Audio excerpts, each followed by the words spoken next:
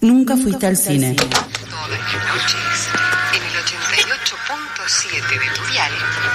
This radio station will remain on the air day and night. Tiempo de descuento, se viene la última jugada. I have an urgent bulletin. Will Sheriff David Sims please contact KAB Radio? Lo hay bamboleante, tambaleante de una cuerda a la otra. Lau se le aplica una violenta derecha al flanco.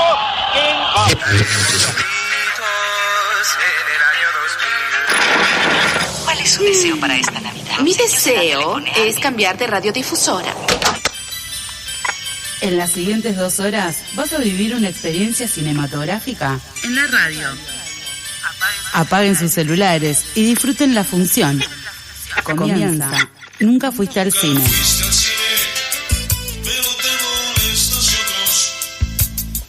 Bienvenidos, bienvenidas a esta nueva edición, 1 de septiembre de Nunca Fuiste al Cine. ¿Cómo anda, Gus? Bien, acá, contenta de siempre venir a hablar de películas, eso que nos gusta hacer. Me da la impresión que estamos en un contexto de película de terror, porque cada vez queda menos gente. O sea, cada semana que pasa hay menos gente y tengo miedo que en un momento ya... Es como la cosa. Como la cosa, es como la cosa. Aquí a mi izquierda acaba de entrar justamente con una bolsa de... tote bag se le llama a esas cosas, ¿no? La tote, bolsa, sí. Del Festival Buenos Aires Rojo Sangre, hablando justo de películas de terror y que cada vez quedamos menos. Paula Ferreiro. ¿Cómo están? Del apuro que tenía, insistí mucho en abrir la otra puerta de la tribu y después me di cuenta que había una chica saliendo por la de al lado y dije, claro, esta no es la que siempre entramos. Claro, es que por la otra no entramos nunca. Puede pasar. No, de hecho creo que no abre. No sé, pero usted no la puede abrir y creo que nadie intentó. Ahora cuando salgamos vamos a hacer el intento si quiere. Bueno, hay muchas bajas. Del otro lado está Rosaurita ahí coordinando el aire y a su lado Sole, que nos está operando en este preciso instante. Hay muchas bajas. Santi Can está en el Festival de Historieta que se está haciendo en el Centro Cultural Rojas hoy y mañana, así que pásense porque está muy bueno. Hay un montón de actividades y también para aquellos cinéfilos hay cosas, hay material audiovisual y hay mucho taller ahí en la calle Corrientes. Y Blasito, Blasito está enfermo, está con fiebre, le pegaron mal los casi 40 que tiene. Pero él lo dio todo, porque hay que decirlo, el domingo estuvo haciendo pizzas a la parrilla bajo la lluvia para todos nosotros. Exactamente, de un modo casi innecesario, casi irresponsable, pero estuvo haciendo unas pizzas que estaban... No da cuenta de su edad. No da cuenta de su edad, estaban espectaculares las pizzas. Sí. Y la verdad que, le mandamos un abrazo, espero que se recupere pronto. Blasito, que debe estar escuchando ahí, como ayer vio una película extraordinaria, nos dijo que vio Fargo, mientras estaba con fiebre, como que estuvo ahí y vio Fargo. Le mandamos un abrazo, que esté escuchando el programa. Hoy tenemos un programa con muchas cosas, más allá de que estamos mermados en cantidad de personas dentro de la pecera. Vamos a estar charlando en instantes con Vicky Duclos acerca de la realidad del cine argentino actual. Vicky estuvo, su voz estuvo en el informe que hicimos sobre cine argentino. ¿Fue el año pasado o fue este año? Ya ni me acuerdo. Fue el pasado, informe fue el pasado. Ahí va. Y más adelante en el tiempo vamos a estar charlando con una directora, no quiero anticipar, aunque acá hay visiones encontradas sobre anticipar o no anticipar quién va a estar aquí en el piso de la radio. Yo no sé qué piensan ustedes. Si quieren votamos, aprovechando que mañana se va a votar en la provincia de Buenos Aires y hacemos como una suerte de simulacro. No, lo adelantamos porque la audiencia quiere saber. Bueno, adelántelo entonces. Vamos a estar charlando con Daniela Segiaro, quien está presentando su nueva película, Senda India. También tuvo una retrospectiva en Doc Buenos Aires hace muy poquito, así que va a estar en la mesa acá en nuestra segunda hora. Bien, y usted, Agus, ha preparado una mesa bastante particular, un especial bastante particular. Sí, vamos a charlar un poquito de cine negro, que es muy lindo. Bueno, no sé si linda es la característica de ese tipo de cine, pero es muy interesante, pasan muchas cosas y justo Videoclub va a estar este mes pasando muchas películas, así que aprovechemos para verlas ahí también. Excelente, entonces nos escucha por FM La Tribu, también tenemos nuestros propios canales de difusión, Nunca Fuiste al Cine nos encuentra en Instagram, en YouTube y también en Spotify, donde vamos a estar subiendo por supuesto el programa, y si quiere mandar algún mensaje, algún WhatsApp, algo con respecto al cine o a lo que usted piensa, después nosotros decimos si lo pasamos o no, 11 31 26 0887, quédese. Falta mucho todavía para las 4 de la tarde. Tenemos un montón de cosas.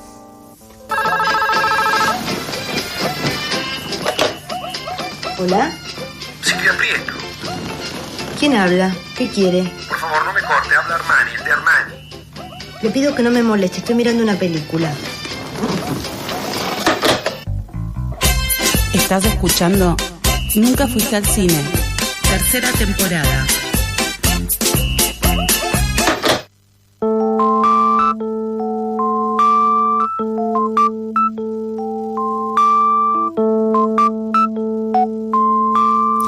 Juaneco nos opera en este momento, hizo el cambiazo ahí en el cortecito que tuvimos. Como anticipamos hace unos minutos, tenemos el placer de tener del otro lado del éter a Victoria Duclos, que es profesora, creadora digital, periodista, en muchas cosas. Vicky ya ha estado aquí en Nunca Fuiste al Cine con su voz en el informe del año pasado. ¿Cómo andas, Vicky? Bienvenida. Hola, ¿qué tal? Muchas gracias. Me encanta poder participar y espero volver a participar todas las veces posibles, pues es un muy lindo espacio así que gracias por la invitación. Bueno, Vicky, a ver, hace mucho que, si bien nosotros y nosotras hemos hablado y vamos planteando la realidad del cine actual en varios programas, más allá de los informes específicos y los entrevistados o las entrevistadas que tengamos, hace bastante que no le dedicamos un espacio fuerte a lo que está pasando con el cine argentino. Prácticamente nos acostumbramos a esta realidad y eso no está bien. Antes de ahondar un poco más en cómo estamos ahora, quería consultarte por algo que estuvo publicándose en la página del Inca sobre el ahorro que el Inca hizo en este año y medio de gestión. Nos desconcertó un poco. ¿Qué dice eso? ¿Puede haber ahí algunos datos falseados? ¿Qué opinión tenés vos? Bueno, lo primero que me parece que hay que destacar de eso es que hay muchas publicaciones que hacen en redes sociales que nosotros ya las tomamos como comunicados porque es como la única comunicación oficial que tenemos de parte del Inca, pero en términos formales es muy pobre para hacer un comunicado porque nos falta mucha información, ¿no? O sea, ellos hacen un posteo, un diseño que dice ahorramos tanto dinero, tenemos superávit, ¿no? Como consignas que en realidad son 2-3 líneas, pero no tenemos un verdadero informe que sustente, primero, a qué se refieren con ahorro, segundo, no tenemos un balance bien concreto en donde uno pueda ver efectivamente qué gastos se cortaron y cuánto verdaderamente es el dinero que se está ahorrando, porque, por ejemplo, tranquilamente uno podría preguntarse, ok, ¿qué es eso que se está ahorrando? ¿Es porque no se está gastando en nada o en qué se está gastando? Digo, ¿podría ahorrarse más? Inclusive poniéndome desde el punto de vista de ellos. Yo me pregunto, ¿están ahorrando el máximo o el mínimo que podrían ahorrar? Sobre todo teniendo en cuenta, ¿no?, como las noticias relacionadas a lo que tiene que ver con la corrupción dentro de esta gestión. Entonces, inclusive desde esa pregunta podríamos preguntarnos exactamente de dónde salen esos números. Y esa información no la tenemos, no es transparente. Entonces, en realidad, como lo primero que podemos pensar es que esa información es muy vaga, es muy pobre, no es información realmente, es un posteo. Y después, ni hablar de que no es el objetivo del Inca ser un ente ahorrativo, ¿no? Digo, ahorrar dinero y no ejecutarlo en la producción de cine es algo que va como directamente contra la ley de cine. Estamos hablando con Victoria Duclos, ella es profesora, creadora digital, periodista, acerca de la situación del Inca. Hace algunas semanas te entrevistaron, creo que en un programa de radio, en un canal de YouTube, y planteaste algo que se va viendo a cuentagotas, pero que todavía no lo estamos dimensionando en todo lo que puede ser, ¿sí? Dijiste que de acá a 2 años vamos a ver muy poco cine argentino. ¿Por qué hiciste esta afirmación? Aquellos y aquellas que no están muy empapados en el tema, ¿qué está pasando? Porque lo que está pasando es que la merma en producción es muchísima, o sea, verdaderamente se está produciendo muy poco. Entonces, lo que pasa es que como las producciones, por ejemplo, muchas de las producciones que nosotros estamos viendo ahora en salas de cine son producciones que vienen de asignaciones de dinero, ya sean subsidios o cualquier tipo de producción de años anteriores, ¿no? Las producciones cinematográficas pueden llevar de 2 años a muchos más años, depende del caso, en realizarse y estrenarse. Entonces uno siempre tiene como un desfasaje. O sea, lo que se estrena este año no es producción de este año. Que de hecho es algo que el presidente del Inca, Carlos Pirovano, muchas veces no resalta cuántos estrenos hubo en el año, pero en realidad ese no es el dato que refleja su gestión. Los estrenos de este año no son producto de la gestión de este Inca. Uno tiene que entender que hay un desfasaje, ¿no? Entonces, venimos de casi 2 años de que no se produzca una película, por ende, ese desfasaje va a hacer que gradualmente vamos a ver cada vez menos cine argentino en las salas, cada vez menos cine argentino en cartelera. Y además de que esta crisis en particular, porque más allá de que nosotros como espectadores lo vamos a ver en pantalla con este desfasaje que estábamos hablando recién, en realidad hay un montón de profesionales técnicos y de distintos rubros dentro del cine que ya se están quedando sin trabajo y ya están teniendo que buscar otras alternativas, por ende no están produciendo y no van a producir. Entonces, por más que inclusive en algún momento hubiera algún tipo de reactivación, aunque sea moderada o lo que fuese, también hay que ver cuántos de los técnicos y profesionales y artistas que nosotros estamos dejando atrás van a poder reinsertarse en este circuito cultural y en esta industria. O sea, no es un tema menor ese. Justamente tocaste el tema de los trabajadores de la industria cinematográfica y quería consultarte si vos tenías alguna data o habían charlado con trabajadores vinculados al Inca, porque cuando hablamos de ajuste muchas veces referenciamos lo que está mermando, que es la producción audiovisual nacional, que dependía de la ayuda del Estado. Pero por otro lado también tenemos, y nosotros y nosotras hemos hablado aquí en el programa, trabajadores del Inca que han sido cesanteados, que tuvieron jubilaciones anticipadas. ¿Cómo está eso ahora? ¿Cómo está todo lo que es, digamos, la parte estatal del Inca? Bueno, es muy complicado eso porque, primero que nada, que ya hubo muchísimos despidos de zonas críticas relacionadas al Inca, es decir, hay muchas partes del Inca que están funcionando a cuentagotas porque justamente se redujo mucho su planta de trabajadores, ¿no? Digo, eso ya es un hecho y de hecho Pirovano, por ejemplo, lo admite, ¿no? Dice, nos volvimos menos eficientes en la comunicación porque pasamos de tener un equipo de 30 personas a tener 4 y ahora a tener 1. O sea, es una cosa reconocida, no es un invento o una especulación nuestra. Pero en otros términos también lo que sucede es que hay mucha incertidumbre. O sea, lo que yo puedo decir de la gente que está trabajando dentro de alguna dependencia del Inca es que lo que a mí me llega es que hay muchísima incertidumbre como constantemente, ¿no? Por un lado, mucha gente que ya se quedó sin trabajo y que encima en esta circunstancia de crisis es terrible, pero además hay mucha gente que no termina de estar tranquila por quizás haber pasado los primeros filtros de despidos, porque por ejemplo hace poquito anunciaron que iba a haber más despidos, o sea que la planta se tenía que recortar más.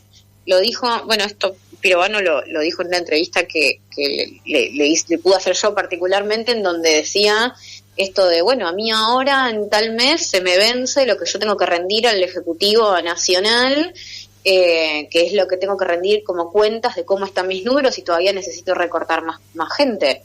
Entonces, él mismo lo que está diciendo es, tengo que seguir despidiendo. Entonces, hay mucha gente que sabe que su empleo depende de un hilo y que además, bueno, nada, no pueden cumplir las funciones del organismo en su totalidad porque, bueno, están totalmente superados. Mencionaste varias veces a Pirovano, al director del Inca. Ustedes lo han entrevistado en Sucesos Argentinos, en su podcast. ¿Qué ¿Qué podés evaluar de esa entrevista? A mi juicio está bien entrevistar, yo estoy de acuerdo con que lo hayan entrevistado, me parece que hay que ir a buscarlo y tiene que explicar muchas cosas. ¿Les dejó algo esa entrevista? ¿Pudieron sacar algo fructífero de ese intercambio? Para mí es muy complejo eso porque verdaderamente si yo tengo que dar una conclusión a nivel 100% personal, creo que Carlos Pirovano es un político como entrenadísimo en este tipo de discusiones y debates, es una persona que le encanta provocar, lo dijo él mismo públicamente, no es que yo esté revelando algo privado, pero digo, entonces hay como un intento todo el tiempo de desviar la conversación hacia los lugares que por ahí son más picantes y lo que buscan generar es una reacción inmediata y que esa reacción inmediata como que desconcentre un poco el eje de la cuestión, ¿no? Digo, y eso es muy complejo porque entonces si uno entra en esa no termina como que pudiendo llegar a las cuestiones de fondo, y después hay algunas cosas que para mí son incompletas, ¿no? O son muchas cosas que están por verse. Para mí lo que tiene el mayor pecado de esta gestión es que todavía no está gestionando y al mismo tiempo es el arma que ellos usan más favorablemente, ¿no? Y curiosamente, ¿qué es esto de poder decir el cine que vamos a hacer? O sea, están hace casi 2 años de gestión y todavía están proponiendo qué tipo de cine van a hacer, todavía no hicieron absolutamente nada, se siguen abrazando como a eso de, bueno, nuestra propuesta es. Entonces, es muy contradictorio eso, porque en realidad debería ser su mayor falencia que hace 2 años que no están haciendo nada. Y sin embargo, bueno, pueden como dar vuelta al discurso para decir, bueno, no, porque estamos por hacer como un cine diferente. Sí, lo que yo me llevo como conclusión es que no hay muchos planes para verdades que supuestamente son premisas, pero que concretamente los momentos en los que podemos preguntar, bueno, pero esto que estás diciendo que querés hacer, ¿cómo se hace?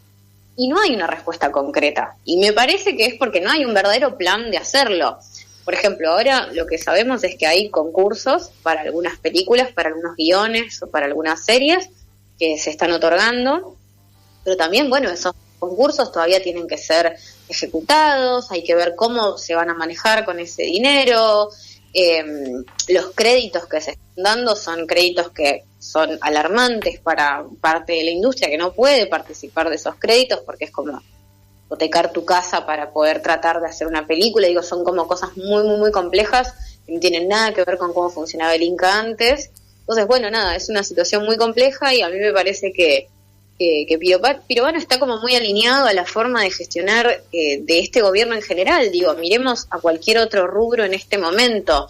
Hay un Ministerio de Capital Humano que en este momento admite que nunca auditó los comedores que dijeron que eran truchos y por los cuales les cortaban partidas de dinero y de alimentos.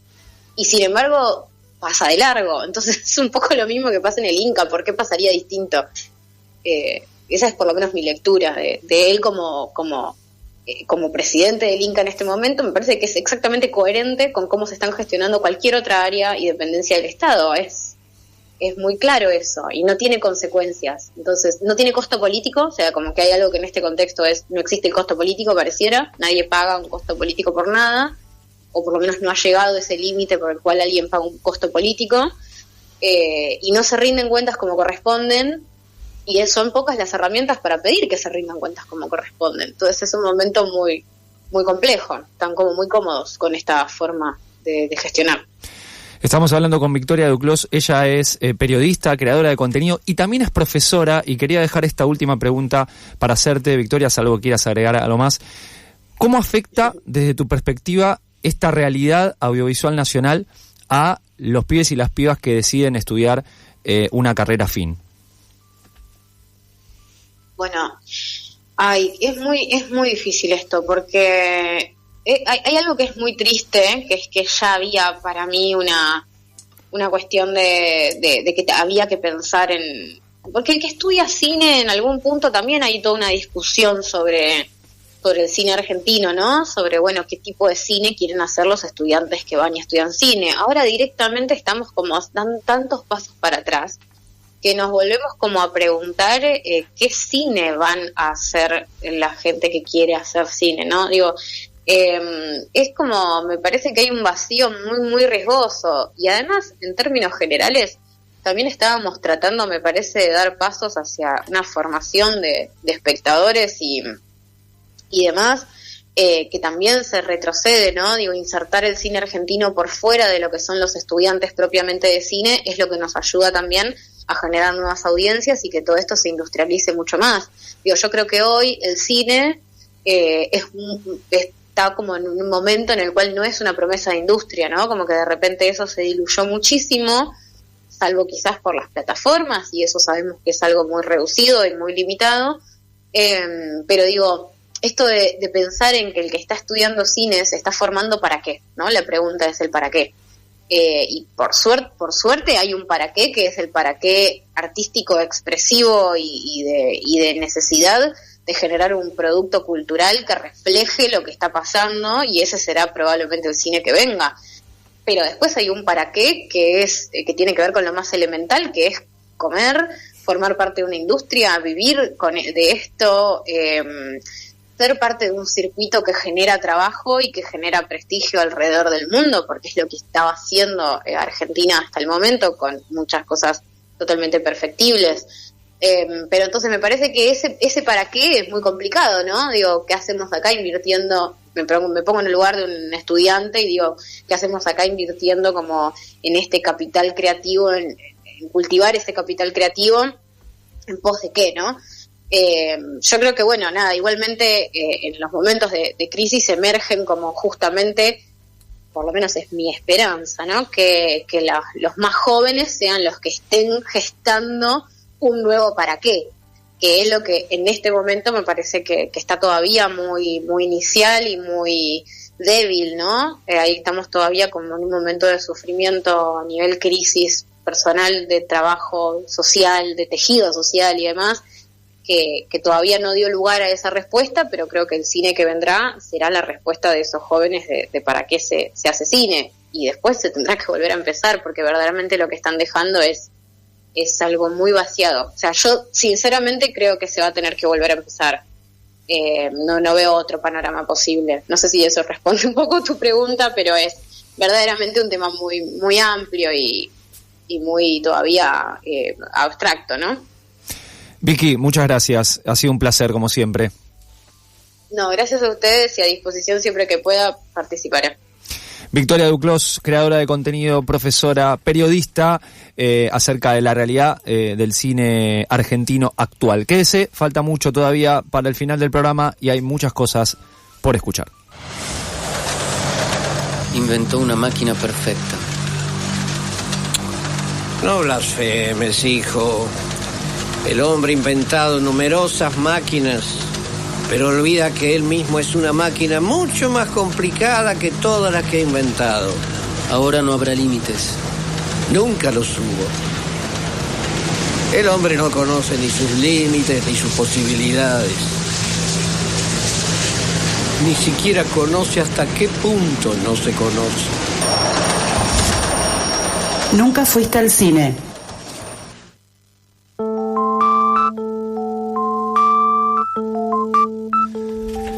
Bien, seguimos aquí, segunda media hora de Nunca Fuiste al Cine. Programa, no lo dijimos, programa 124, si no está mal la grilla. No tengo idea del colectivo 124, así que está no. Bien, está bien. No está mal la grilla, ¿sabes? Perdón. Basta de bardear a la grilla. Pobre grilla, no te la estoy acariciando ahora. Bueno, está Rosita, que ¿estás bien? Porque sí, un poco estoy re nasal, disculpe, si me agarra un ataque de tos, sálvenme de alguna manera, hagan algo, no sé. Me hiciste bien eso, estoy. Eso de nasal. Había una publicidad, creo que era de Clarín, que había alguien que le estaba enseñando a un mozo a hablar en francés y le decía nasal, ¿no? Claro. Ya me voy a acordar. Bueno, hablo en francés si quieren. Dale, pero no, te van a de acá no sé las chicas, pero vos tuviste francés en la secundaria. 5 años, solo sé presentarme. Uy. Bueno, está Rosita porque va a hablar de una película que se estrenó y que sigue estando en el Gomón, una película argentina, La Mujer de la Fila, con Natalia Oreiro como protagonista. No voy a opinar sobre Natalia Oreiro porque sé que puedo estar en desventaja, pero ¿qué te pareció la peli? ¿De qué se trata? Bueno, ese, sí, como decís, actúa Natalia Oreiro, es la segunda película que hace con Benjamín Ávila, que es el director. La primera fue Infancia Clandestina. Y en este caso es una peli que tiene la intención de retratar sobre todo a mamás, pero también a esposas o parejas, a hijas de varones privados de su libertad. Lo llamativo, digamos, desde el vamos, es esto de que esas filas son enormes, que son todas mujeres en general las que van a visitar a los varones en la cárcel, con bolsos, con ropa, con abrigo, con comida, en un sacrificio muy grande, porque además, bueno, se ve en la peli todo un contacto constante con el maltrato, ¿no?, del sistema carcelario hacia las familiares en este caso. Lo que hace Natalia Oreiro en esta película es un personaje, ella se llama Andrea, es una viuda que tiene 3 hijos a cargo, y el mayor, bueno, no queda muy clara la edad del hijo mayor, son 2 muy chiquitos y uno que evidentemente tiene más de 18 años, pero es evidentemente muy joven también. Bueno, qué sé yo, cae en cana, digamos, sin que ella entienda nada, porque la realidad es que es eso lo que pasa. Un día la policía entra en su casa, da vuelta a la casa, lo espera a que él vuelva y se lo lleva y ella no entiende nada. Esta película está basada en la vida de una mujer que se llama Andrea Casamento, que es fundadora de la Asociación Civil de Familiares de Detenidos, pero muy de entrada se aclara que no es la historia de Andrea Casamento al pie de la letra, sino algunos puntos, digamos, disparadores que contribuyen a esta construcción. Acá no se ve la vida carcelaria, o sea, no se ve que vive el hijo adentro de la cárcel, ni todas las personas con las que ella se vincula o con las que estas mujeres que van se vinculan. Sí se ven las visitas, sí se ve el sacrificio y sobre todo se ve como el trastocamiento muy potente de todo el entorno familiar, ¿no? Lo que pasa incluso con la abuela de este pibe, lo que pasa con sus hermanitos, lo que pasa con ella en su vida laboral. Lo de los hermanitos está bastante interesante, ¿no? Como hay una mirada muy puesta sobre cómo ellos interpretan lo que pasa con su hermano preso, y también como un entorno, ¿no? Esta cosa de, bueno, cómo ir, para el caso del personaje de Andrea, cómo ir comunicándole a su entorno lo que pasó con su hijo y cómo también, digamos, obtener de alguna manera algún tipo de ayuda.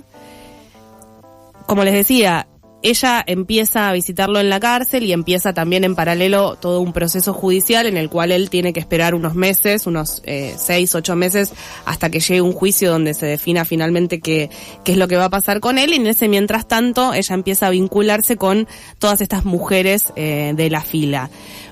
Muchas mujeres de la fila, muchas mujeres de las que actúan en esta película son familiares de personas detenidas de verdad, y eso es muy genuino, digamos, eso hace que sea muy genuina este diálogo entre ellas, por decirlo de alguna manera. Está muy bien actuada esta película, es como bastante llamativo en ese sentido, porque yo pensaba, wow, qué actrices zarpadas que deben ser todas estas personas, y finalmente te enterás que no, que son familiares de personas detenidas de verdad, o buena parte de ellas. Hay algo al principio de la película que por ahí es un poco problemático.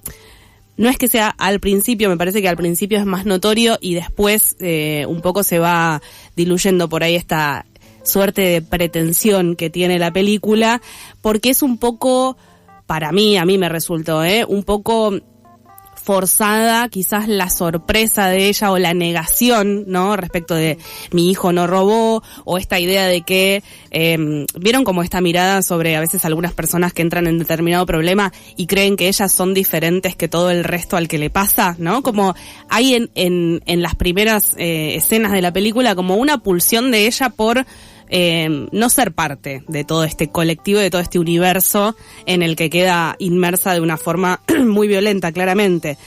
Pero también es cierto que a medida que va pasando el tiempo, que ella va comprendiendo lo que pasa a su alrededor y que se va vinculando de otra manera con todos estos actores a los que se tiene que enfrentar en muchos casos, porque muchos son agentes del servicio penitenciario que a lo largo de toda la película como que sostienen una coherencia de maltrato y de desprecio, digamos, hacia la vida de estas mujeres, que muchas veces duermen ahí esperando al día siguiente para poder entrar primero, para poder encontrar una mesa en esa sala de visitas, ¿no? Como una vida de sacrificio muy, muy profundo, y también una idea respecto de las generaciones, ¿no? Que atraviesan, ¿no? Muchas de estas mujeres, que como les decía, muchas son familiares de personas detenidas, cuentan esta historia de que sus padres estuvieron presos, sus parejas estuvieron presas, y en algunos casos ellas siguen yendo a visitar a sus hijos a la cárcel, ¿no? Me parece que ahí se retrata como esto, como las historias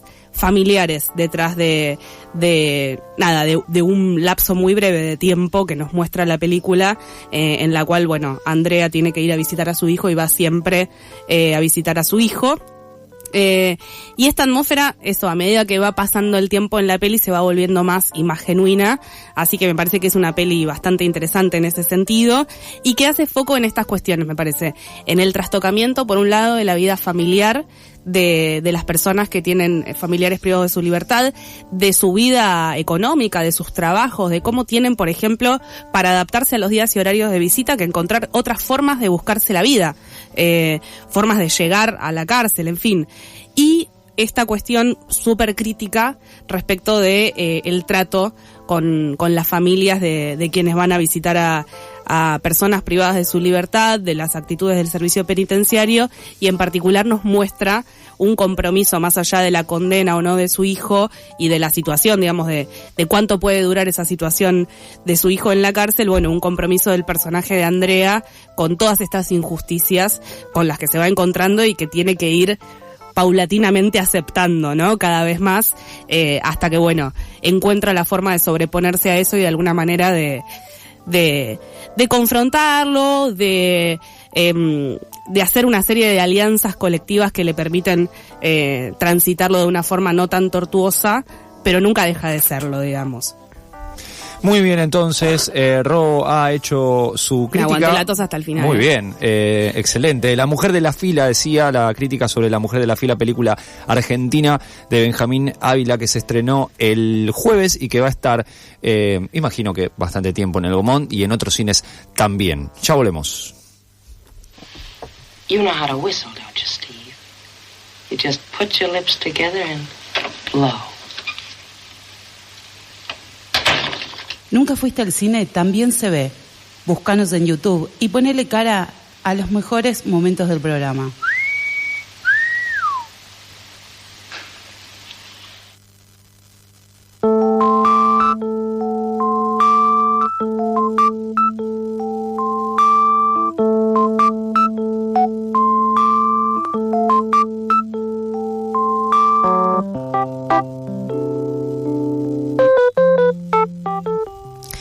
Bueno, adelantamos que íbamos a tener una mesita digo mesita porque es un poco más corta de las que estamos acostumbrados, o capaz que no sabemos, de cine noir, que Agus pensó en traer varias varias pelis, pero antes tenemos una voz.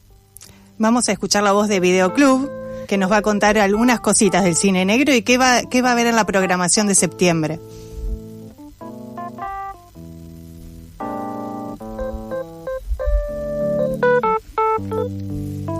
Bueno, no vamos a poder escucharlo. Vamos probablemente a subirlo a nuestras redes, @nuncafuistecine. Nos pueden buscar en Instagram, en el ex Twitter, que ahora es ex. Y ahora, bueno, vamos directamente a ir de lleno a la mesa. Agus, contame por qué pensaste esta mesa de cine negro. Bueno, pasó eso. Videoclub me inspiró a contar un poquito de cine negro porque a mí me gusta muchísimo. La verdad que lo conozco gracias al ex videoclub Blackjack y ahora Noir Café, que Marcos siempre me recomendó muy buenas películas de este género, y yo la verdad que me enganché, empecé a leer, empecé a mirar de todo. De hecho, lo que escuchamos recién es un pequeño fragmento de la película Tener y no tener, de Howard Hawks, que está protagonizada por Humphrey Bogart y Lauren Bacall, que de hecho ellos se conocieron en esa película, que es la primera vez que actuaba Lauren Bacall, y al año se casaron, se enamoraron y se casaron. Nada, chusmeríos del cine negro. Pero bueno, este género cinematográfico apareció en los 40 Y aunque no fue la primera, El Halcón Maltés es una gran película dirigida por John Huston y protagonizada también por Humphrey Bogart, que de alguna manera se dice que es una de las que da puntapié al género, aunque no es la primera. Pero bueno, el cine noir tuvo el periodo clásico entre el 41 y el 58, aunque después siguieron saliendo varias películas como Chinatown, después Los Ángeles al Desnudo, que es una película de los 90, siempre se siguió haciendo. Y estudios más grandes como Warner, Fox, Paramount, MGM, solían hacer películas de cine negro como las de bajo presupuesto que tenía el estudio, y otros estudios más pequeños iban sacando muchas películas, tipo Universal, Columbia. Pero esto hacía que, aunque sean películas que varias veces fueron nominadas al Oscar, como pasó con El Halcón Maltés, Laura, o también con Perdición, la crítica le pegaba mal, no le gustaba, hasta que, gracias a los críticos franceses, eso mejoró un poco también. Y de hecho, el cine negro fue inspiración de varios directores, como Polanski, Coppola. La Conversación tiene cosas de cine negro. Sí, vemos mucha influencia del cine negro, incluso hasta el cine de hoy en día. Sí, Scorsese. Es una forma también de plantear ese universo. Hay un mundo en el cine negro que tiene varios ingredientes que pueden no cumplirse todos, pero hay algunas características que podemos encontrar, y siempre va a ser un mundo bastante oscuro el que nos va a plantear, donde el límite entre el bien y el mal es bastante difuso, y ahí no puedes confiar en nadie. Y vamos a ser testigos de casualidades, conspiraciones, traiciones, crimen, asesinato, y aparece algo de amor. No sé si amor del bueno, pero amor en fin. Bueno, para el cine negro se suele utilizar como recursos mucho la voz en off, se utilizan mucho flashback.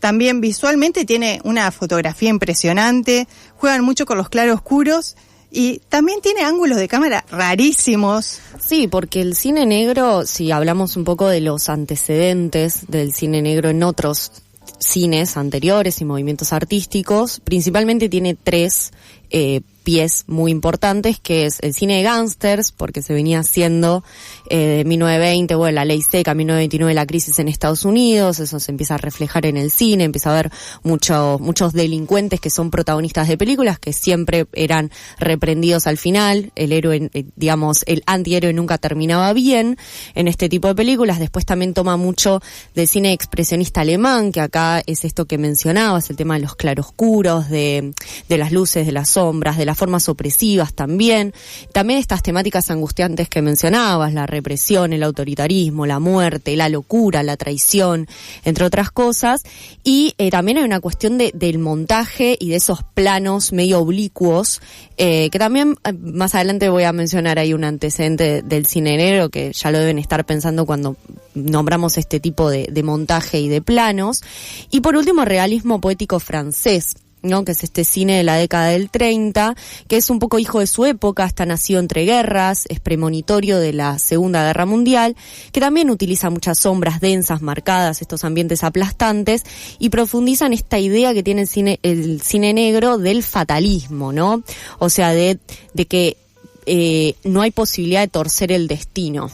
Sí, quizás hasta una persona común cae en esto y no puede salir.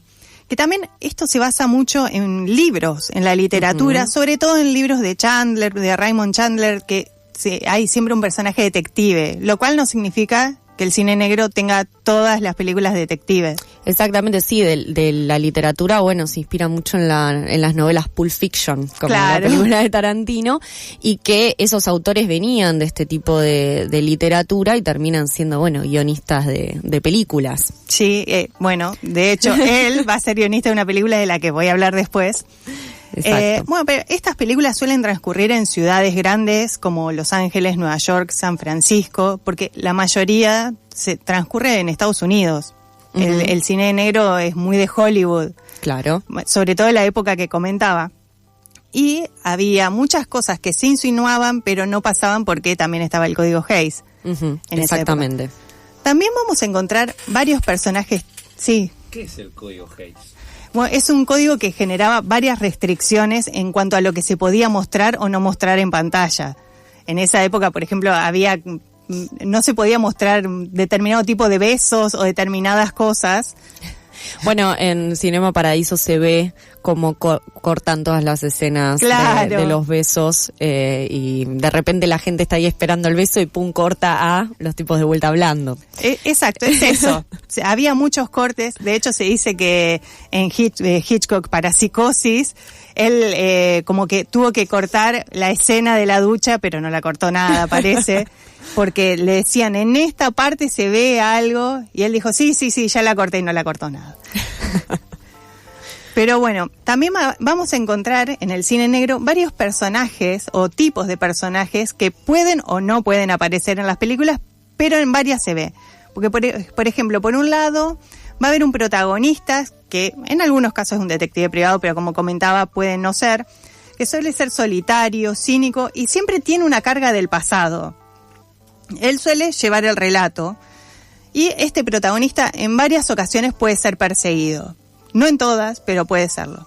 También hay un personaje que está buscando la verdad, que no suele ser ni detective ni mujer, pero puede ser periodista, agente de seguros, policía. Siempre estamos en ese mundo criminal metido. Y siempre un hombre. Siempre un hombre. Porque acá va a aparecer la femme fatale, que es una mujer peligrosa y espectacular que va a llevar al protagonista a la ruina, porque siempre todo va a ser culpa de ella. Claro. Entonces yo elegí 2 películas para retratar esto, que creo que son las que más me gustan, porque más me gustan las femme fatale que hay en estas películas, porque son realmente malas. En algunas no se nota tanto, pero en estas 2 sí. La primera es Pacto de Sangre, que es del 44, y bueno, como comentaba hace un rato, me la recomendó Marcos, cuando arranqué a ver muchísimas películas de Billy Wilder, que la dirige él a esta. Y cuenta con un guión de Wilder y Raymond Chandler, como comentábamos hace un ratito. Y la historia transcurre en Los Ángeles y está narrada en forma de flashback por nuestro protagonista, que es Walter Neff, que es Fred McMurray, me cuesta mucho pronunciarlo, que es un vendedor de seguros que está a punto de morir y está haciendo una confesión en su dictáfono. Nótese el término que estoy utilizando, no dije grabadora. Claro, que te iba a decir, ¿qué es un dictáfono? Son esos que se usaba cuando vos ibas dictando, ibas grabando. Es un tipo de grabadora, claro, pero el término es muy antiguo. Medio vintage, una grabadora vintage. Bueno, hace toda una confesión de un asesinato que cometió. Y justo lo encuentra en la oficina su jefe, que es Edward G. Robinson, que es un actor que me gusta mucho, que suele estar en varias películas de cine negro, suele ser más secundario, aunque después voy a hablar de una que protagoniza. Y bueno, empieza a confesar su crimen. Ahí va a iniciar el relato cuando fue a ofrecerle seguros, porque él es un agente de seguros, a un hombre y conoce a su mujer. Esa mujer, esa femme fatale, que está interpretada por Barbara Stanwyck, que es increíble esa mujer en ese papel. Ves lo calculadora que es, la ves preparar todo y sin embargo no te logra terminar de caer mal. Esa es, de verdad, a mí... Porque tiene un ángel también. Sí, además con esa peluca rubia que le queda espectacular. A mí me encanta cómo interpreta esa femme fatale. Y esta película me parece muy buena.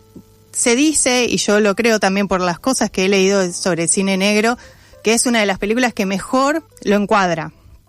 O sea que ahí es muy representativa del género. Y respecto a Barbara Stanwyck, es muy loco porque ella era una actriz que venía mucho a interpretar screwball comedies, o bueno, las comedias románticas de la época que se hacían muy poquitos años antes que el cine negro, y es muy loco que en ese tipo de películas sí eran más inocentes, sí había amor verdadero, y las mujeres eran como más inocentes, y en este tipo de películas de cine negro la mujer pierde totalmente su inocencia, ¿no? Medio tomando esto de la mujer vampiresa del cine alemán de los 20, como que llevan a cabo esta construcción de la femme fatale que está construida sobre una mirada bastante machista, ¿no? Es el hombre, la mirada que el hombre tiene de la sexualidad femenina, o sea, es bella, es sensual, es sexual, es todo. Sí, nada, a ver, por suerte cambió mucho la mirada de la mujer, pero en ese momento sí representaba el mal. Exacto. Era lo prohibido, era lo malo. Ella era la que iba a llevar por el mal camino al hombre. El hombre normalmente podía ser cínico, podía ser un montón de cosas, pero era buen tipo al principio. Claro. Después cambia, pero por primero, ella. Claro. Pero ella medio era representante de la perdición. Sí, bueno, como el nombre de esta película. Y también quería hablar de una película que puede tener una relación, el nombre se llama Perversidad, que es del 45, y esta vez está dirigida por Fritz Lang, que no es casualidad también que él tenga esa base de expresionismo alemán, ¿no? Para filmar y todo. No, de hecho, Fritz Lang, ahora se me viene a la cabeza una peli que vi de él hace mucho tiempo, pero me gustó muchísimo, que es El vampiro negro, que es del 31, y ya es una peli que se ven, hay notas en lo cinematográfico respecto al cine negro, los claroscuros, los tipos de planos, el jugar mucho con el fuera de campo también, con lo sonoro. Sí, y acá en esta película se nota, y también él demuestra muchas cosas con imágenes que te hace entender a los personajes.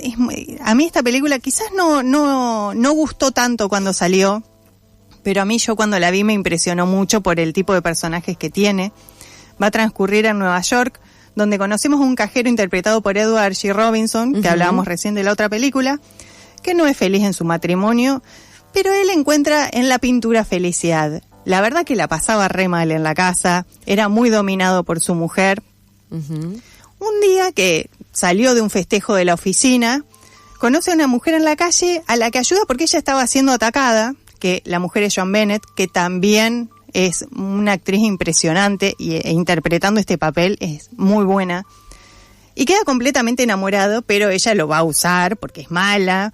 Y junto a su amante van a aprovecharse de él para robarle absolutamente todo lo que tiene. No quiero contar de la forma porque si pueden mirar esta película, mírenla, porque a partir de esto empiezan a pasar un montón de cosas que van escalando, que es realmente muy buena. Estas películas las pueden encontrar en Videoclub, en nuestros amigos de Videoclub. Estas las pueden encontrar en Noir Café seguro para alquilar. Exactamente. Bueno, acá los tres protagonistas de la película ya colaboraron con el director en la película anterior que hizo a esta, que es La mujer del cuadro, y hay una escena espectacular donde el personaje de Robinson le está pintando las uñas a ella, a la femme fatale, y ahí te das cuenta el poder que tiene ella. Él agachado pintándole las uñas mientras ella está sentada en un sillón. Ahí vas a ver lo que podía llegar a lograr. Y bueno, ni hablar de todo lo que le hizo a lo largo de la película. Pero bueno, estas son las dos que a mí más me marcaron. En Videoclub este mes van a encontrar un montón. Están Laura, está Gilda, bueno, hay muchísimas. O sea, ahora en un ratito vamos a escuchar el audio que finalmente pudimos hacer que funcione. Pero entren a la página porque ahí van a tener toda la programación que es muy buena y uno se puede adentrar en este cine que realmente es súper interesante. Bueno, y hay un datito de color que a mí me gusta mucho, que tiene que ver con el cine negro y su vínculo con la Argentina, porque bueno, mi país, que es que uno de los directores de fotografía más importantes del cine negro fue John Alton, que era un húngaro que fue formado en la Argentina, digamos en el oficio, y bueno, después emigró a Estados Unidos y tuvo una carrera muy triunfal en Hollywood, medio corta porque bueno, fue muy famoso durante el cine negro. El cine negro tampoco duró tantos años en su esplendor, pero sí llegó a trabajar en algunas películas argentinas antes de emigrar, y por ejemplo una película que hizo acá es Puerta Cerrada, de Luis Slavsky, que es de 1939, y la primera vez que vi esta película me llamó mucho la atención el encontrar un montón de detalles ya de cine negro que después íbamos a ver en el cine hollywoodense y cuando realmente estalla todo lo que es cine negro, pero es muy loco encontrar antecedentes en nuestra cinematografía, que bueno, está siendo golpeada tan duramente. Recién hablamos con Vicky Duclos. Agus, ¿algo más querías decir para cerrar? No, que aprovechen, miren muchas películas. A mí este género en particular me sorprendió e hizo que vea muchísimas y que realmente también te hace leer porque te dan ganas de leer estos libros de detectives que son muy buenos, así que para mí es una tarea este fin de semana. Bueno, buenísimo Agus en esta ronda de cine negro, y nos vamos a ir escuchando el audio que no pudimos escuchar al principio de nuestros amigos de Videoclub, que los pueden encontrar como videoclub.com.ar o @videoclub en Instagram. Hola, buenas tardes para todos. Mi nombre es Barry Goffi, tengo un canal de películas y quería contarles que este mes de septiembre estaremos dando un ciclo de cine negro Pueden ver el calendario entrando en videoclub.com.ar o en las redes de Videoclub para mayor información. Pero, ¿qué es el film noir? Porque con frecuencia veo listas que incluyen películas que yo no pondría y lo que demuestra lo difícil que es encasillarlo. Al término noir lo acuñaron los franceses para describir cierto cine que se hacía en Hollywood durante los 40 y los 50 sin intención de formar un nuevo género. Y sin embargo, ahí está el género, con su estética bien marcada, su mundo de sombras y su lógica fatalista. El noir no se explica solo por la presencia de una femme fatale o por luces expresionistas. Se nutre del expresionismo alemán, del realismo poético francés de los años 30, del cine de gángsters americano, como una evolución natural, y también de las vamps, del cine mudo de los 10 y los 20. Pero sobre todo, es una atmósfera, es una sensación de encierro y de desesperanza, como de un destino ya pactado de entrada. Es un cine, además, atravesado por la guerra y la posguerra, la paranoia, la culpa, donde el pasado siempre vuelve, donde nadie es del todo inocente. Los relatos suelen construirse con voces en off, de recuerdos fragmentados, protagonistas derrotados. El noir es Burt Lancaster en The Killers de Robert Siodmak, susurrando en penumbras: me equivoqué una vez. Entonces, en videoclub.com.ar, durante todo septiembre, 15 películas fundamentales del cine negro.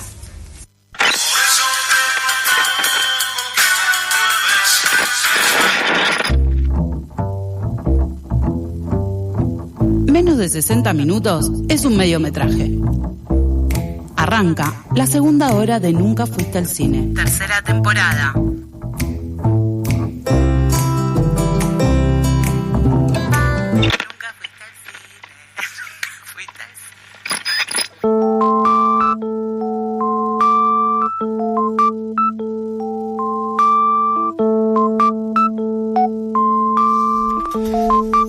Bien, segunda hora de Nunca Fuiste al Cine. Me tomé un segundito porque veo que son 15:13 ya, nos pasamos un poco con el especial de cine noir de Agus recién. Bien, tenemos la muy buena noticia y el agrado de tener aquí a Daniela Segiaro. Ella es directora salteña. ¿Sos? Sí. ¿De qué parte de Salta? De Salta Capital. Salta Capital. Ella ha dirigido Nosilatiaj, Belleza, Jusek, y hace poco se estrenó Senda India en el Malva, se está dando en estos días. Bueno, en principio, bienvenida, Daniela. Bueno, muchas gracias por la invitación. No, por favor, gracias a vos por trasladarte hasta aquí, hasta la tribu. Bueno, estuvimos viendo tus películas, Blas, que fue quien nos sugirió la entrevista, nos pasó tu material y la verdad que nos encantó. Senda India ya la habíamos visto, pero las otras dos no habíamos tenido el gusto. Bueno, Blas está enfermo, no pudo estar acá, le hubiese encantado, pero bien, repasando todo tu mundo documental, encontramos que vos haces una mixtura entre documental y ficción, y vimos que en Nosilatiaj hay un cruce entre el mundo wichi y la sociedad occidental. Eso vos lo retomás en Jusek, pero ahí le sumás algo más, que es el Estado, ¿no? Con todas las complejidades que eso tiene. En Senda India, como si nosotros tuviéramos que tomar todo eso como un universo narrativo en general, ¿dónde quedaría Senda India en ese trayecto? Bueno, yo creo que muchas gracias por toda esa lectura de la obra. Yo creo que Senda India lo que tiene es ya un entrar al monte con la gente, ¿no? Como al estar construida con un material de archivo que es realizado ya por la comunidad, hay algo que es un entrar más profundo a esas sendas del monte y desde ahí conocer algo más de esa relación con el mundo occidental, ¿no? Ahora en el marco de algo jurídico. Entonces, es entrar al monte también para desde ahí observar lo que pasa en esa relación, ¿no? También con el Estado, también con la historia. Yo creo que en Senda lo que está más presente, además de la sabiduría del monte, para qué se pide el territorio, está presente la relación de las luchas indígenas, en particular la Wichí, en particular la de esa comunidad y de esa zona, pero que se puede pensar en todas las luchas de todos los pueblos indígenas del país que están en relación con la política, ¿no? Y con la historia de nuestros devenires políticos también. Entonces, bueno, creo que es ese un poco el universo que me interesó trabajar en Senda también. En Senda aparece, por supuesto, esta lucha, esta resistencia, pero también el espectador se queda con momentos de mucha alegría y de chistes. Está bueno mostrar esa cotidianidad también. Totalmente, porque el punto de vista está en la comunidad, ¿no? Y la gente wichí siempre dice que no puede pasar mucho tiempo sin sonreír. Si no, la lucha no podría haber sido tan larga y tan, a veces, bueno, llena de momentos terribles y empantanada muchas veces, pero firme, ¿no? Y cosas se van consiguiendo en tanto tiempo de resistencia. Y la risa y el humor creo que es parte de la fortaleza del pueblo wichí. Hay algo que noté de tus películas, Daniela, que es la importancia que le das al lenguaje, ¿no? Y el lugar también que le otorgás. Me llamó la atención que en Nozilatiaj se traduce absolutamente todo, no así en Husek. ¿Por qué esta decisión? Sí, Nozilatiaj ya se traduce desde el propio título. Sí, exactamente. Nozilatiaj, la belleza, ¿no? La belleza es la traducción de Nozilatiaj. A mí me parecía muy importante en Nozilatiaj, que fue mi primer película, que es una película de ficción realmente, pero me parecía muy importante que el idioma sea fundamental, ¿no? Cuando yo escuché el relato de la historia de Yolanda, que parte de una historia real, me puse a pensar cómo relata en realidad Yolanda cuando ella está pensando, ¿no? ¿Cómo piensa Yolanda? Bueno, piensa en wichí.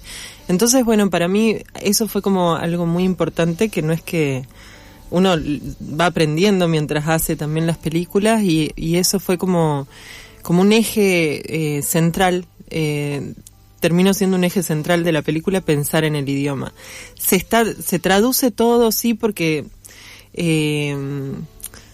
era el primer gesto. Cuando ya trabajamos en Husek, que también nos damos cuenta que cuando hay una relación con un proyecto que viene del Estado, con algo, ¿no? Que viene que cae en el territorio a plantear una reforma, además de la forma de vivir, ¿en qué se da ese diálogo, o ese no diálogo a veces, pero en qué se da?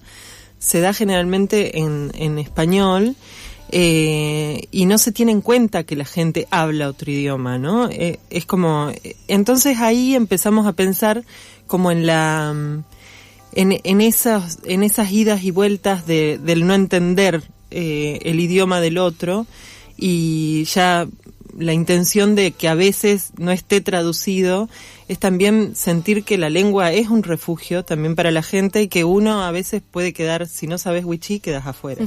Como le pasa a tantos wichí, que quedan afuera a veces del español, ¿no? Y además, como lo trabajé con Osvaldo Villagra, que es wichí y que fue parte del guión, nosotros trabajamos mucho, somos muy amigos. Y una vez, haciendo otro trabajo, Osvaldo me dijo, ¿por qué siempre la traducción es unidireccional, no? ¿Por qué siempre se traduce del wichí al español? Y no se hace un esfuerzo por aprender también el idioma wichí, ¿no? Y quedarse afuera puede movilizar un poco a hacer un poco mejor ese esfuerzo, ¿no?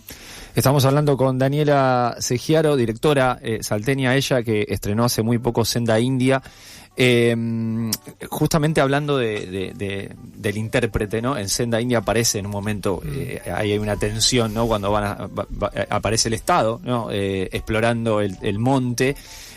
Vos tomaste la decisión en tu última película de los wichís toman el monte, vuelven al monte, porque hay una primera parte de la película donde se plantea bueno, qué comemos, ¿no? Cómo nos relacionamos con el monte. Los wichís en este caso, en tu última película, en cierto modo toman los medios de producción simbólica y casi como que, bueno, no hay lugar para un intérprete en el medio. O sea, son ellos filmando, por supuesto está el trabajo de montaje después, pero digo, ahí vos tomaste una decisión política. Digo, bueno, ¿cómo te encontraste con ese material? ¿Cómo fue todo ese desarrollo? Bueno, sí, realmente es muy importante que ahora, por ejemplo, se está pensando en la cuestión de los intérpretes para el acceso a la justicia, ¿no? Desde hace muy poco en la provincia de Salta se reconoce el huichilamtés como lengua oficial de la provincia, y eso es parte de las luchas de la gente huichí realmente. Y bueno, y se está pensando eso, por ejemplo, el acceso a la justicia y los intérpretes que pueden colaborar en esa relación, ¿no? En la época, en los 90, eso estaba muy lejano todavía. Este material está filmado en el 91, 92.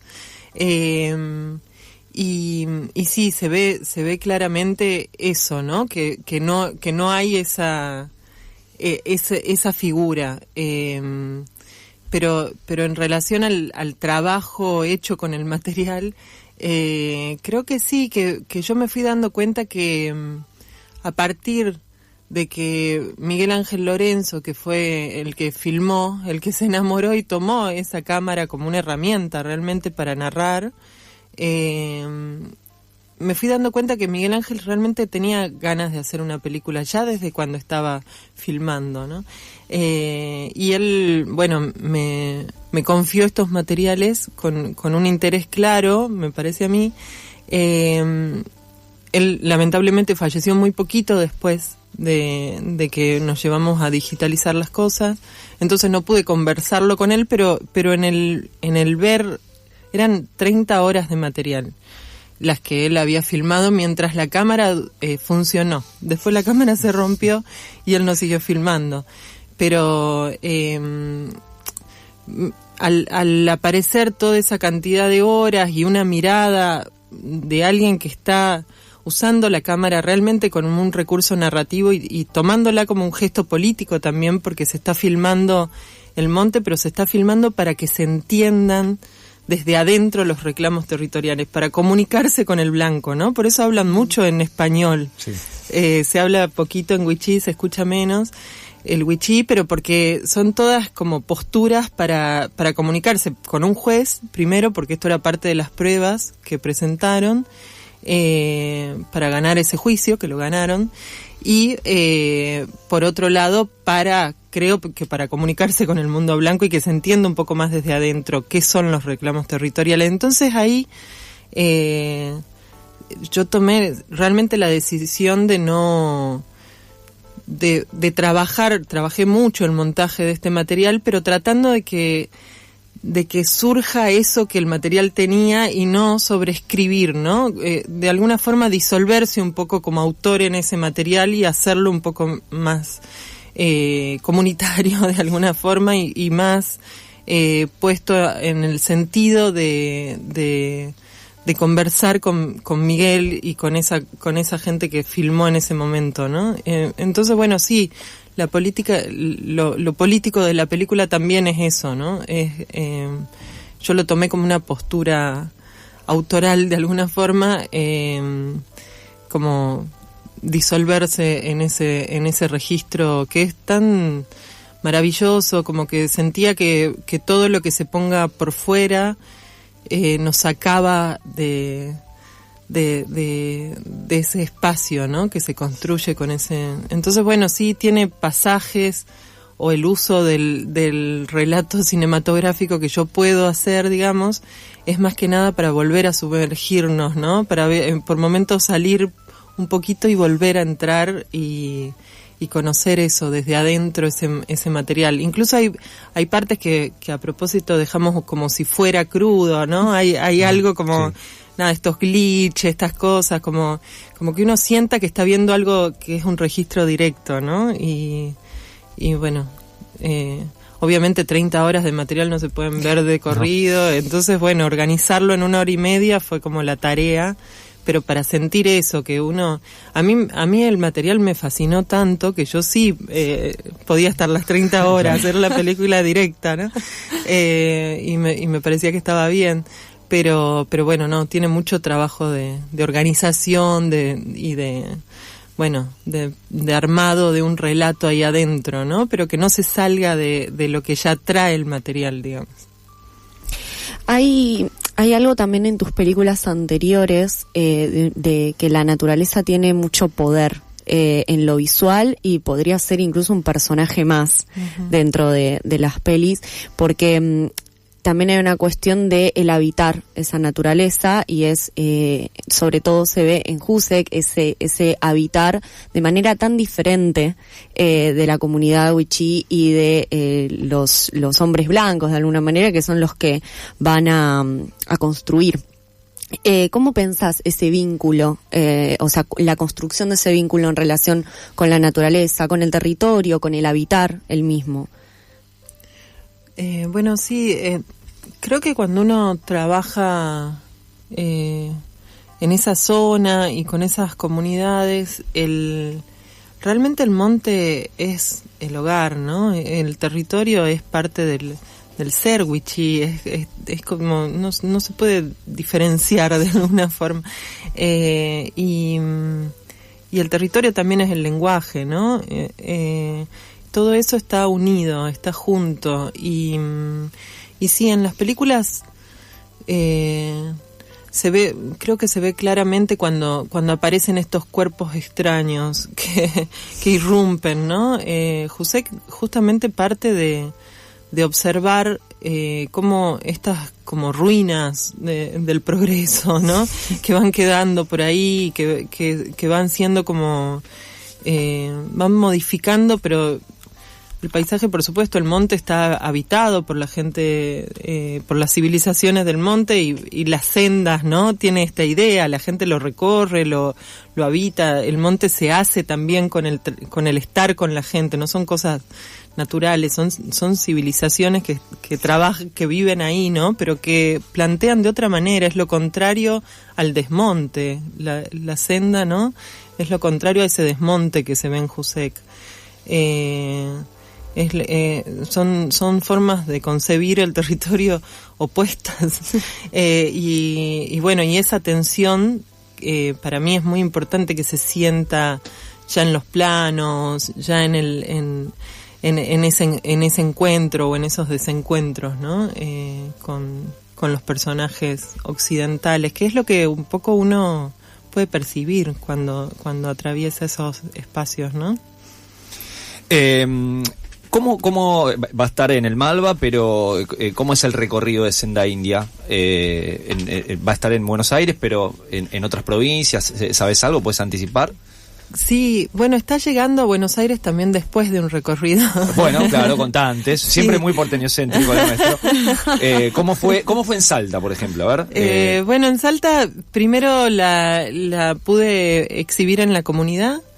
Hizo algunos otros recorridos anteriores, estuvo su estreno mundial en un festival en Nantes, que es muy lindo, el de 3 continentes, después en Contracampo, en Mar del Plata, bueno, así en Fisher, en Entre Ríos, y eso, y por suerte, bueno, logré llegar a la comunidad, que es algo que siempre intento hacer rápidamente con las películas, lo antes posible, y entonces bueno, cargué un poco los aparatos del cine móvil de la provincia que justo se había roto, lo cargué en un autito y nos fuimos a proyectarla muy lindo en la comunidad. Fue muy linda las proyecciones, hicimos varias proyecciones con la pantalla enorme, con un sonido muy lindo, y fue bueno, muy movilizador, ¿no? uno siempre cuando ve un material de archivo de Sí, hace claro. 30, 40 años, ya es movilizador, y también fue movilizador pensar en la cuestión comunitaria, nos decían las nuevas generaciones, como esa cosa del sentido de la lucha comunitaria, que es lo que no hay que perder. Para las nuevas generaciones fue como clave pensar en eso, así que bueno, está bueno que la película es también un documento al interior de la comunidad. Bueno, después estuvimos en Tartagal, en Salta, todo eso fueron como muy, muy hermosas presentaciones, y acá llegamos un poco al Doc Buenos Aires, donde se vieron las 3 películas. Y ahora es muy lindo estar realmente en Malva. Ayer fue el estreno, quedan varios viernes ahora de septiembre para poder ir a verla. Y bueno, y viene siendo como un recibimiento muy, muy amoroso, no sé, desde acá, desde la gente de la ciudad también, como que la película plantea algo que creo que es accesible, que uno puede sentirse, ¿no?, buceando un poco ahí por esas sendas. Una persona hizo la comparación con lo que pasó con el bajar al fondo del mar con las cámaras del CONICET y me pareció precioso, porque hay algo de eso que, bueno, que es un viaje que no deja afuera a las personas de la ciudad, sino todo lo contrario, y eso es lindo, ¿no? Hay algo interesante, perdón que vuelva, pero me Sí. hiciste acordar de algo con respecto a hay una mirada también de los 90, donde los 90 fue todo terrible y no hubo resistencia. Digo, esto fue en pleno 90 y muestra la resistencia del pueblo wichí y de otros pueblos. Digo, no fue todo, si bien hubo un gobierno que arrasó, también hubo gestos de resistencia. Digo, en los 90 también, en la reforma del 94, se incluyó Totalmente. el pedido de los pueblos originarios. Digo, no fue todo eso, también hubo resistencia. Totalmente, y las personas que se ven en senda, por eso se habla en un momento de lo de la reforma del 94, porque ellos participaron activamente, por ejemplo, ahí, ¿no? Eso fue un logro de los propios pueblos indígenas, porque realmente estaban en una pensando eso, ya estamos parte de este sistema, ya estamos dentro de estas fronteras, necesitamos poder vivir bien y que se entiendan nuestros reclamos territoriales. Entonces, bueno, Victorino Lorenzo, Juan Méndez, fueron personas muy activas durante todos esos años políticamente, y sí, y ahí había una resistencia grande, ¿no? Que muchas veces no se llega a ver, o no se escucha, o no se ve, pero existe, y fue muy muy activa en ese momento, y bueno, y ganaron este juicio, y también tuvieron ese triunfo de alguna forma al interior de la reforma constitucional. Después siempre hay avances y retrocesos, ¿no? Todo hay logros que se encuentran, y después vienen las trampas y vienen y bueno, entonces la gente de las comunidades tiene una organización política importante que resiste, sí. Y te hago la última, ahora sí. ¿Algún proyecto nuevo? Algo que esté empezando. Sabemos que la realidad del cine argentino es muy compleja, muy difícil. Estuvimos hablando con Vicky Clos recién hace un rato. ¿Algo en mente? Sí, siempre hay proyectos. Ahora estamos como en este cierre de etapa de exhibición de senda, pero sí, estoy trabajando en varias cosas. Y bueno, y Almonte también propone a veces, entonces sí, estoy como con proyectos también que se salen un poco del territorio, y otros que piden volver, así que bueno, ahí veremos cuál sale a la luz. Daniela Segiaro, fue un placer tenerte acá. No se olviden, en el Malva están todos los viernes de septiembre a las 8 de la noche, ¿sí? Y si todo sale bien, como por lo general sale, seguramente se estire hacia octubre, porque el Malva, ante la merma del Gomón, lamentablemente, es un espacio que aloja a cine argentino y del bueno. Gracias, Daniela. Bueno, muchas gracias. Es vital para estas películas que, sí, hacer público para poder quedarse más tiempo, así que nos vemos en el Malva. Ya volvemos. Close your eyes. This is such stuff as dreams are made of. Nunca fuiste al cine. Esa cosa de la que están hechos los sueños.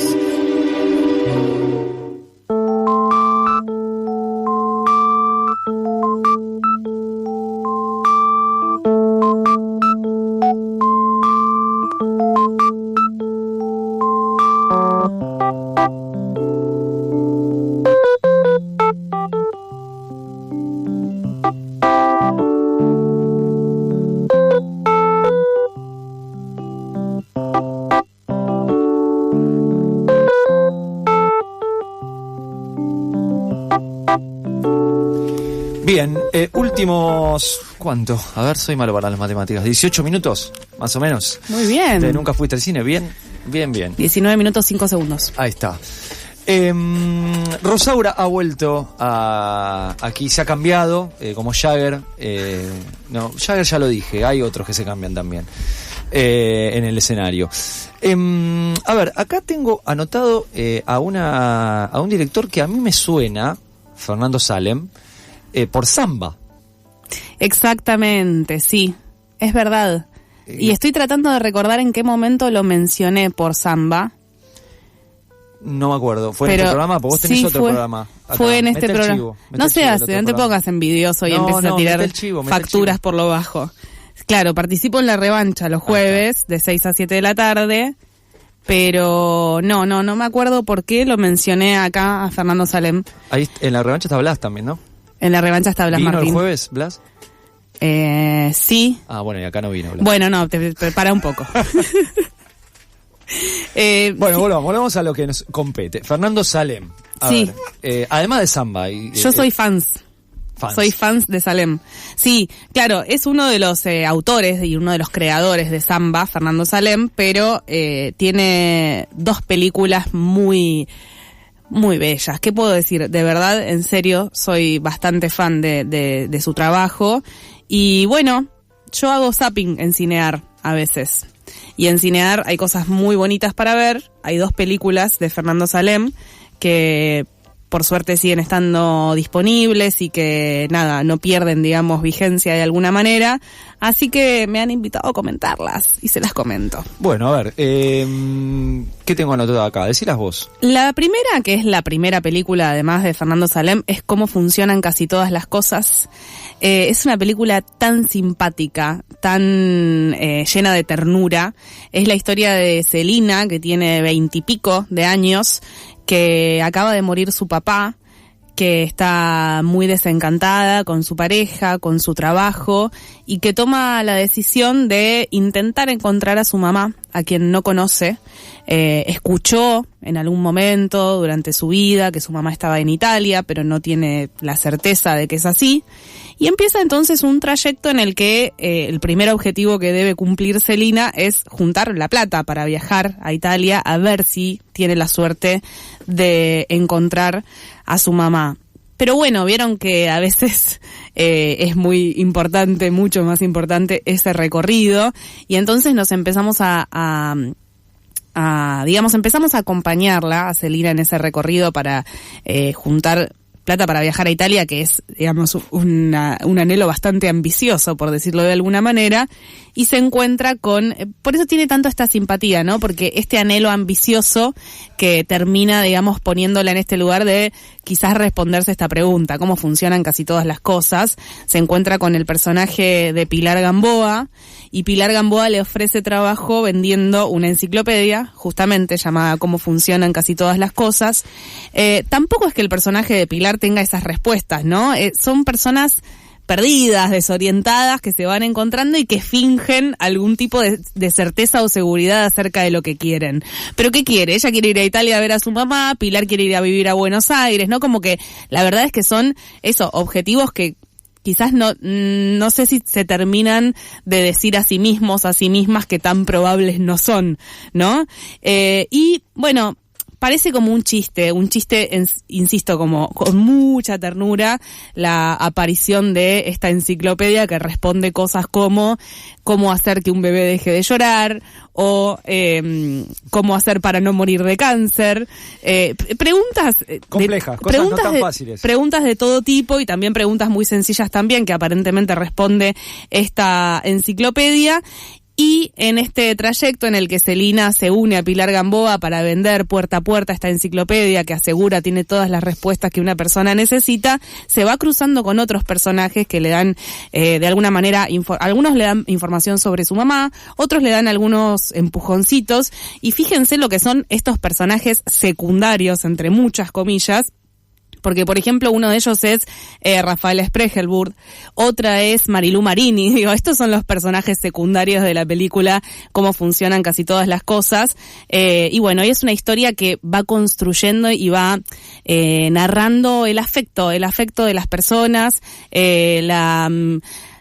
cómo las personas pueden acercarse y empatizar a partir de objetivos que, aunque no sean comunes, pueden tener un recorrido similar, y se vincula un poco con la otra película de la que quería hablar de Fernando Salem, que se llama La muerte no existe y el amor tampoco, que también es una historia de afecto, y es una historia que si bien es un poco más cruda que cómo funcionan casi todas las cosas, yo creo que tiene su vinculación con la trama de cómo funcionan casi todas las cosas, en el sentido de que son historias realmente muy dolorosas, porque estamos hablando de una chica que no conoce a su mamá y que no tiene idea de dónde está y que tiene 20 y pico de años y se anima a tomar esa decisión recién cuando su papá muere. Entonces, más allá de lo simpático y de lo elocuente del planteo de la película, hay mucho dolor, y creo que Salem tiene como este talento, digamos, para mostrar el dolor con tanta ternura, ¿no?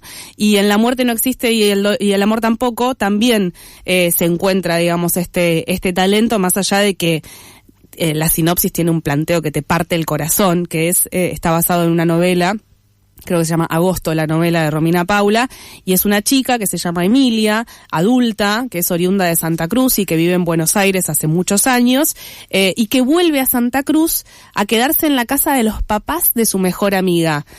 También tiene estas cuestiones en relación al afecto que para mí son muy características de Salem, que es esto de mostrar el afecto entre personas que no tan fácilmente encontramos narrado, ¿no? Esto de el afecto que tenés por los papás de una amiga, o que los papás de una amiga pueden tener por vos, o que alguien que conoció a tu mamá hace muchos años puede guardar en su recuerdo por vos, ¿no? Son como historias muy pequeñas, muy pocas veces planteadas, ¿no?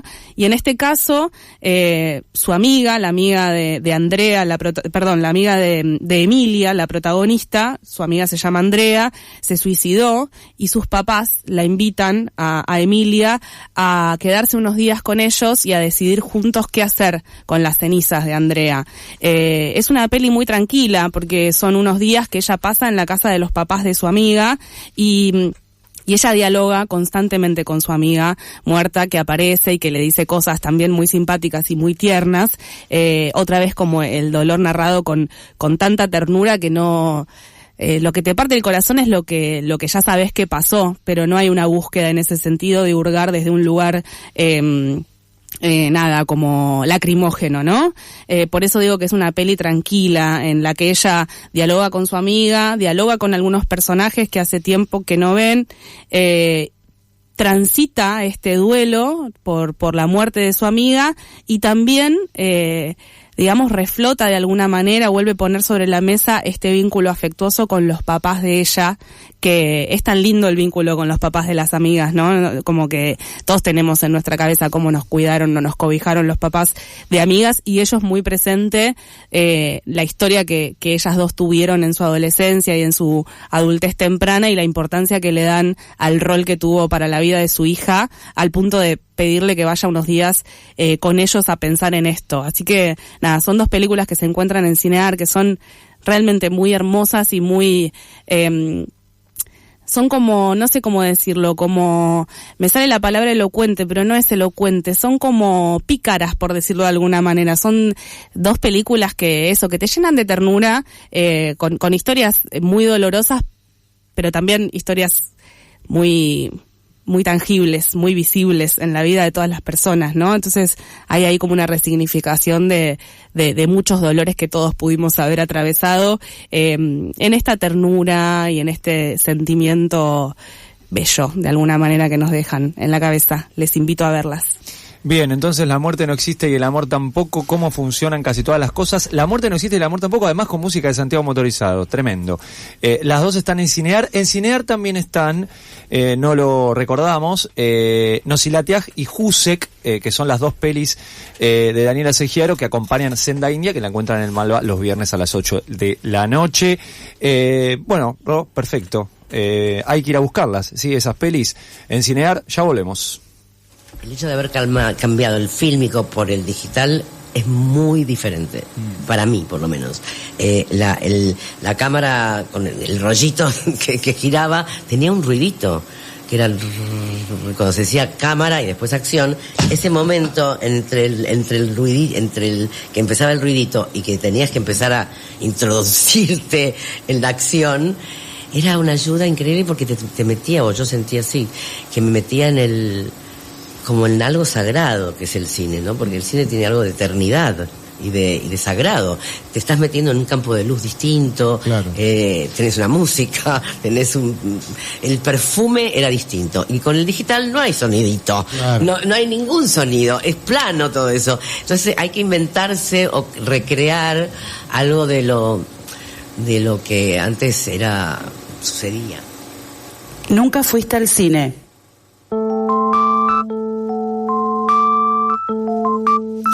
Bien, últimos 8 minutos de Nunca fuiste al cine, de este primer Nunca fuiste al cine de septiembre, y la niña Paula va a hablar de un estreno más que nos ha quedado en el tintero. Sí, igual antes quiero decir que me parece que Rosaura tiene que venir más seguido de este lado. Sí. Está del otro lado como Stranger Things. Claro, me está tirando. Vamos a una negociación. Me gusta mucho escucharla. Sí. Tiene que haber una negociación ahí. Después, fuera de aire, la haremos. Sí, vamos a verlo. Claro, el contrato. Vamos a ver. Bueno, es así. Es de matanza. Siempre se va a llevar. Rosaura te da y te quita. Y sí. Bueno, a ver. Dale, que nos queda poco tiempo. Mi mejor escena. ¿Fuiste a ver? Fui a ver Mi mejor escena, que se estrena, se va a estrenar este miércoles, va a estar hasta el miércoles 10 de septiembre en el Cine Gaumont a las 20 horas, si no me equivoco. Sí, Mi mejor escena, dirigida por Gabriel Arbós, y tiene testimonios de varios directores y directoras, como Campanella, como Albertina Carri, como Miguel Coan, Carmen Guarini, Lecci, Néstor Montalbano, Lorena Muñoz, Juan Bautista Stagnaro, Demián Rugna y Marcelo Piñeiro, entre otros y otras. Entonces el documental va un poco sobre eso, va sobre 10 directores y directoras que eligen su escena favorita de toda su filmografía, y esa escena se exhibe en el mismo documental para refrescar la memoria de algunos espectadores que podemos ser olvidadizos o incluso que no vimos la película, porque bueno, no vimos todas las películas que existen.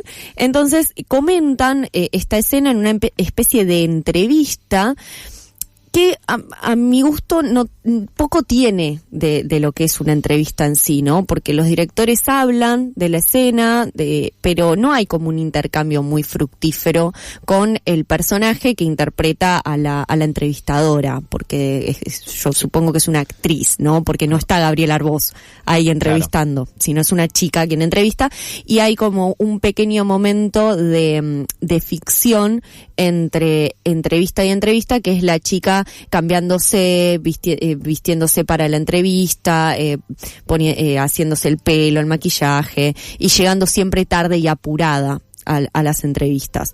Entonces, siento que hay ciertas preguntas, no son muchas las preguntas que se les hacen a los directores, o sea, como que ellos hablan de la escena en sí, y entonces queda un poco librado también a lo que digan los directores, si termina siendo muy interesante o no. Por ejemplo, Rugna, lo que cuenta sobre su escena, a mí me pareció sumamente interesante, es la entrevista que más me gustó de la película, que él elige, para quienes vimos Cuando se echa la maldad, que supongo que somos todos en esta mesa y supongo que muchos de nuestros oyentes, es la escena en la que el cuñado va en el auto y atropella a su cuñada, que se estaba comiendo a su propio hijo. Y Rugna cuenta que, bueno, contaban con la posibilidad de utilizar de esas, no sé bien cómo se llaman, esas salas que son como todas de pantallas. Sí. Y se puede, bueno, filmar ahí. Entonces tenían esa posibilidad, y Rugna medio que estaba llevando a cabo la película sin necesidad de utilizar eso. Le dijeron, che, loco, usa esto porque lo tenemos y está buenísimo que lo podamos usar. Entonces a él se le ocurre hacer esa escena ahí, y cuenta que es la única escena de toda su filmografía que para él es perfecta. O sea, que no le cambiaría absolutamente nada. Y cuenta cómo fue también el trabajar con una producción de ese calibre, cómo fue para él como director, que tal vez tuvo que resolver un montón de otras cosas con otros recursos, el poder tener eso. Y el utilizarlo bien. O sea, también, ¿no? Porque no utilizarlo desmedidamente. Pero el resto me dio un poco la sensación de que se asemeja a ese contenido extra de los DVDs, ¿viste? Que ponías de que cuando tenías la suerte de tener alguno de los originales. Sí, que se promocionaban, ¿no? Extra, entrevista con Francis Ford Coppola. Exactamente. Sí. Que traía el contenido extra del director o de la directora hablando de la peli, comentándote los datitos curiosos, que está buenísimo. O sea, pues te enterás de un montón de cosas que después podés contarle a tus amigos y decir, mira cómo sabes cine. Esta escena la hicieron así. Yo voy a hacer eso ahora cuando se echa la maldad. Pero la pueden ver, sacar sus propias conclusiones y también enterarse un montón de datos curiosos para ir a contarle a sus conocidos en el Cine Gomón, que está bueno que lo habitemos y que vayamos. Hasta el 10 de septiembre a las 8 de la noche, un buen horario para ir a ver Mi Mejor Escena. Bien, entonces, Mi Mejor Escena en el Gomont a las 8, ¿no? ¿Dijiste, Pau? Está toda la semana.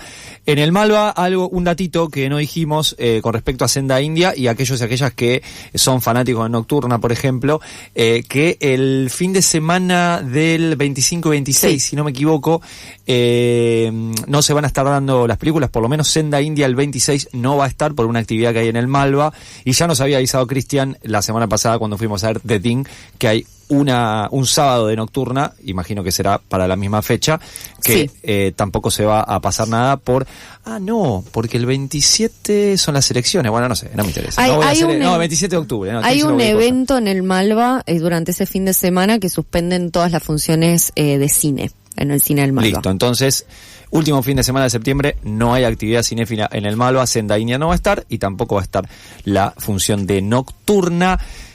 Nos estamos quedando casi sin aire y casi sin aire desde otro concepto. Menos mal. Menos mal se vienen los compañeros y las compañeras de FMI. Nos vemos. Quédese en la continuidad de la radio.